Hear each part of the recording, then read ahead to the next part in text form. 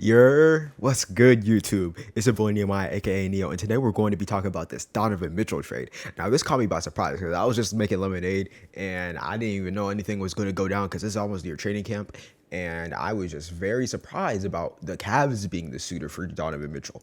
Honestly, I'm not mad at it. In fact, I will get into it. And I think that they're the next juggernaut of the Eastern Conference for the next couple of years. And I want to get into it as much as I can. So currently, the package is Larry Markkinen, Colin Sexton, Ochai Agbaji. Excuse me if I pronounced that wrong. I probably did. I will get a proper pronunciation once he's on the Utah Jazz and once training camp is done. But essentially, they got that three first round picks and two pick swaps. And I want y'all to understand this. Honestly, this does make the Kevin Durant trade look a little bit bad because now I think that the Rudy Gobert trade package was definitely high, but I think that that was more of a high ball than compared to the Donovan Mitchell trade package. Considering that they're both essentially the same amount of player, they got probably a worse player in this deal, and they had less draft picks. So I think that the Kevin Durant trade, I think it could have tanked its value. But just talking about the Cavs and the Donovan and the Jazz in general, I knew that the Jazz were gonna have to hit the full reset button because Donovan Mitchell itself was not gonna carry this Jazz to a really good playoff team. And I'm gonna be quite honest, I don't even think that they were gonna be a good play-in team either. So I think that they were really right to just blow it all up. And considering that they got really good draft picks from the Cavs, who I think are going to be amazing in the next couple of years, which I'll get into later, it's gonna be great. Also, I don't think you guys realize this, but this is gonna be another unscripted video. So yeah. So I think that the whole thing that I have is that the the Cavs definitely did keep a lot of the players that I wanted them to. Larry Markkinen, while he was good for this team, I think that if Isaac Okoro did grow in areas that I wish he did, let's say shooting, scoring, all that 9 yards, I think that he'll probably just be the next three in this team. I don't think that that's going to be even close. And while I do think that they really did well with the three big lineup. They obviously think that they needed the scoring, and honestly, I think that they needed the scoring. So I think that this is the best deal for them. Now, talking about as the deal pertains, they didn't really give up much, honestly. They are a younger team, and while it would be normally bad if they got rid of so much draft picks, they were the third seed for a majority of this year. The only reason why they aren't is, or they weren't the third seed to end the year, is because of health. That's literally it. Yes, the Cavs have historically been an unhealthy team with Darius Garland and Colin Sexton, but let's keep it real. This team is going to be on fire if they're on the court at all times.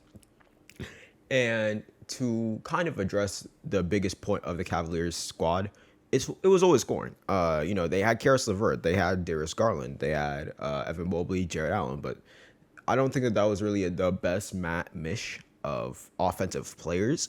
And honestly, I didn't even think that they were going to go for this outlandish move because honestly, the Cavs have always been kept low key about all these trades, but this one was different. I did not expect this, and I want to talk about how this trade is honestly one of the more impactful ones, especially for the Eastern Conference, because honestly, the only thing that was keeping the Cavs back from being one of the top tiers of the East, even in my opinion, was just their scoring. They didn't really have the best scorer on the roster. They didn't have a top 15, top 20. Well, I think that they had a top 20 player, but they didn't have that overwhelming offensive guy that a lot of people wanted them to have.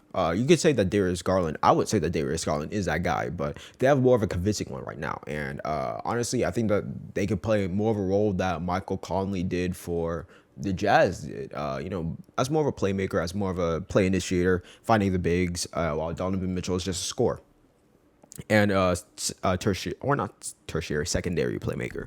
And honestly, I think that this is really, really great for the Cavs because honestly, they definitely did struggle with offense. We all know that. So I think that this is really great. Now, I want to say this. I want to see how good Donovan Mitchell does improve on the defensive end because honestly, this may be the best defensive roster that he has played on even with the Jazz, only because Rudy Gobert was really the only good defender on the Jazz, or really the only great one, excuse me. And the rest were rather good or ass. And I think that this team has two honestly very consistent all NBA defenders. When we have Evan Mobley and Jared Allen, they also have a really good defender in Isaac Okoro.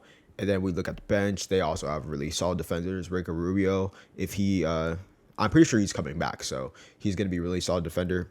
Karis LeVert could get stuff done on the end. So, yeah, I think that this team is definitely going to be his best defensive team. So I want to see him improve on that end, so he doesn't get, so he doesn't just seem like a colon on the court, you know. But talking about where I think that this team stands, I think that they're at least a top 3 team in the NBA, or not NBA. Excuse me, in the East more so. The East, I think that the East is going to be a really good conference. I think that the East is probably the better conference at this point. I do understand that the Nuggets and the Clippers are going to come back this year, but at the same time, you have to look at what the East is right now. You have the Bucks, who are about to be fully healthy. We have the Celtics, who were just in the finals. We have the Cavaliers, who just got this trade. I think that this team is going to explode because let me see their ratings. I'm pretty sure they're a top 5 defense. If memory serves me wrong, they're at least a top 7 defense. And I'm pretty sure they were at least they were not in the best offensive production, but they will take that jump when Donovan Mitchell comes there. Because Donovan Mitchell, again, he's a really efficient 30-point per game playoff scorer. Besides last year, he has just the efficiency to keep up with the best of them.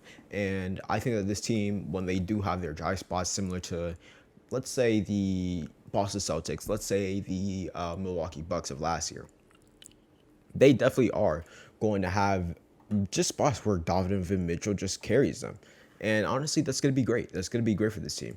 They're still a younger team. Donovan Mitchell does fit on the timeline with this team. So it's just going to be great. Let me just check their.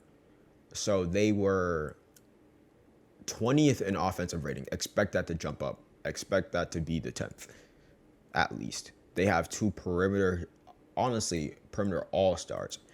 Perimeter almost all NBA players. And they have the 7th-rated defense. Again, with the stretch that they had when pretty much almost everyone was injured, everyone had COVID, I'll take that. You know, you got to take that. So, yeah. So looking at the East, I think that they're definitely a top 3 team. They have the size to compete with Milwaukee. They do. And I think that they could probably just give Giannis a little bit of run for his money, especially if Evan Mobley and Jared Allen do get better on that end, especially as younger players. The Boston Celtics, I think that they match up great with the Boston Celtics too. Looking at it, Philadelphia is also a top 4 team in the East, I think.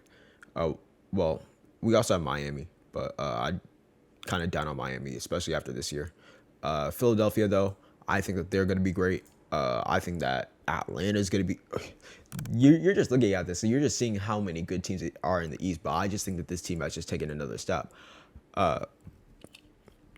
Let's just look at it like this: a Donovan Mitchell, Jared Allen pick and roll, and we just have someone who just covers a lot of Donovan Mitchell's weaknesses. His playmaking isn't a weakness, but I think that this team is now just really, really, really scary. And honestly, this team is just really bad, or really great, really great. I don't know why it's so bad. I was looking at Miami Heat post. That's why. But the loser in this trade is definitely the Miami Heat. It's definitely the New York Knicks. It's definitely one of those teams who are trying to get Donovan Mitchell. I don't know how they didn't get him. If Lowry, Markkanen, and 3 picks were the reason why they got this boy, I don't know, man. I don't know. Then again, they did also get Colin Sexton. And honestly, speaking of Colin Sexton, I hope he does really well in Utah. I really do. I hope he becomes a 25-point per game scorer on really good efficiency. I want to see him on a really good team next year. I want to see him on any team from Memphis, Dallas, Lakers, even Portland. Portland, they already have 2 guards, so never mind. Give him to Milwaukee. I'll take that. But yeah, I think that's just all I have to say about this. I'll make this video as soon as possible. I'll try to upload it as soon as possible. The only thing is, it uploads so long, so it's gonna take a while. So I'll hope it's gonna upload within the hour. So this is Nehemiah, aka Neo. I hope you guys are having a great one.